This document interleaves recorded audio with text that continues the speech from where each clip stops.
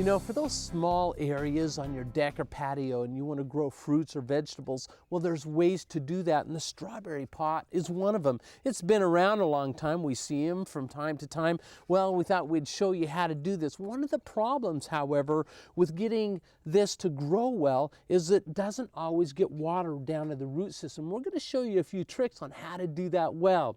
The first thing I want to do, however, is talk to you about the type of strawberries that I'm going to use. First of all, I want a day neutral strawberry, and TriStar is an excellent day neutral, and it just will bloom all season. It's going to produce strawberries all season. But the additional benefit to TriStar is the plant is very lush and beautiful, so it's going to work very well with this strawberry pot.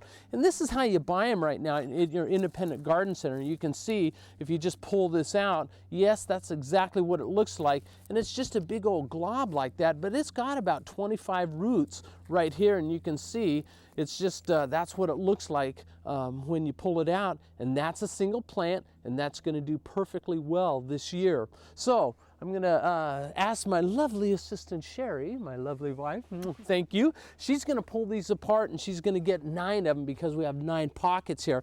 And I want to talk through with you just how we're going to get this to get well watered down in there. Well, first things first, I want to show you that we created this nice little system here.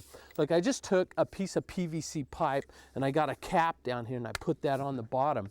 And I measured this just to the depth of the planter itself.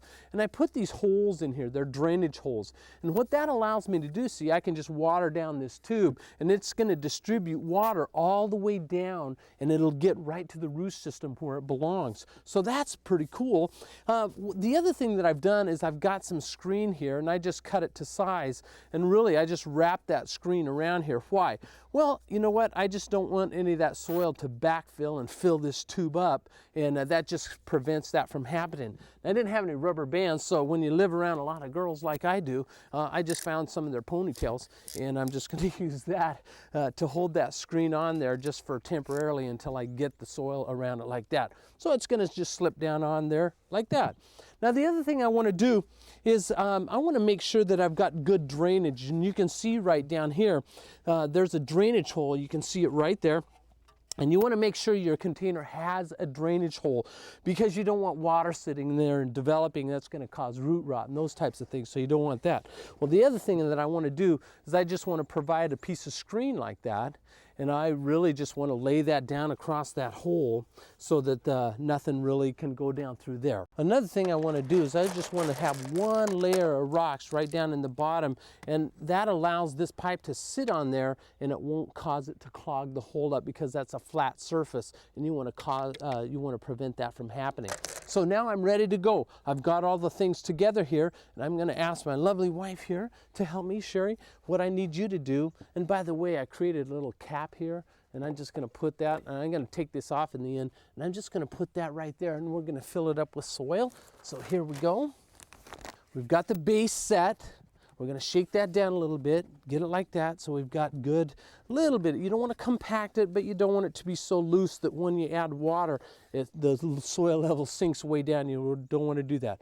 Okay, now what we're going to do, we're going to set some of these strawberries in. So she's got me some beautiful, see that? Ah, man, that's just gorgeous. And we're just going to be able to have enough space here, and we're just going to actually put that in there and shove that back in there. And see, I've still got enough room to stick my hand down that way and work it from both areas, and to backfill a little bit there. And you see that crown just sitting about perfect. You don't want to bury the crown all the way down, because it's going to develop really well, and you want the soil level just right at the edge of the crown like that, so no roots are showing. Now we're just going to pull this cap off, and you can see now I've got the perfect drain here.